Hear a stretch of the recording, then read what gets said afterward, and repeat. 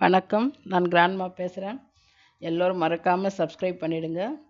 1000 படங்களுக்கு மேல் நடித்து கின்னஸ் சாதனை படைத்த ஆச்சி மனோரமா அவர்களை பற்றி தான் இன்றைக்கி நான் பேச போகிறேன். ஆச்சி அவர்கள் சின்ன வயசாக இருக்கும்போதே ஆச்சியையும் அவங்க அம்மாவையும் விட்டுட்டு போயிட்டார்.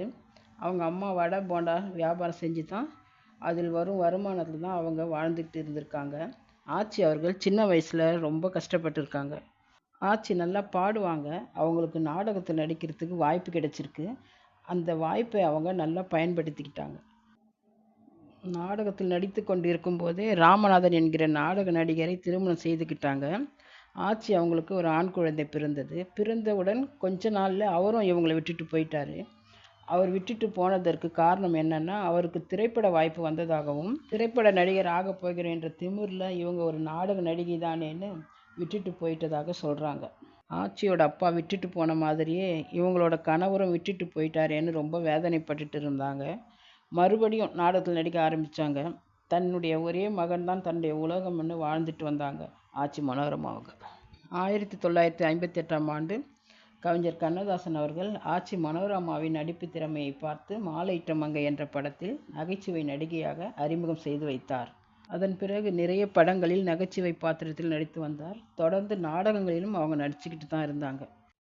ஆச்சி மனோரமா அவர்கள் ஒரு பேட்டியில் சொல்லுவாங்க, நான் சின்ன வயசாக இருக்கும்போது சாப்பாட்டுக்கு ரொம்ப கஷ்டப்பட்டிருக்கேன். அம்மா வடை செய்வாங்க. நான் தான் மாவு அரைச்சி கொடுப்பேன்.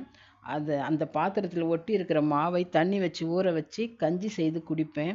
இப்போவும் நான் சாப்பிட்ற பொருள் எதுவுமே வீணாக்க மாட்டேன்.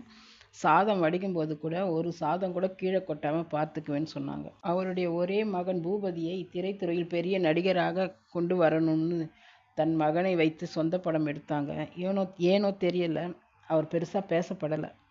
தன்னுடைய முதல் படமான மாலையிட்ட மங்கை படத்தில் ஆரம்பித்து 1000க்கும் மேற்பட்ட படங்கள் நடித்து உலக சாதனை கின்னஸ் புத்தகத்தில் தன்னுடைய பெயரை பதிவு செய்து சாதனை படைத்தார் ஆச்சி மனோரமா அவர்கள்.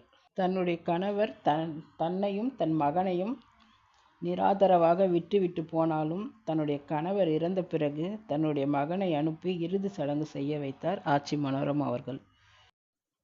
ஆச்சி மனோரமா அவர்கள் இப்போது நம்ம கூட இல்லைனாலும் திரைப்படம் மூலமாக நம்ம எல்லாரும் சிரிக்க வச்சுட்டு தான் இருக்காங்க.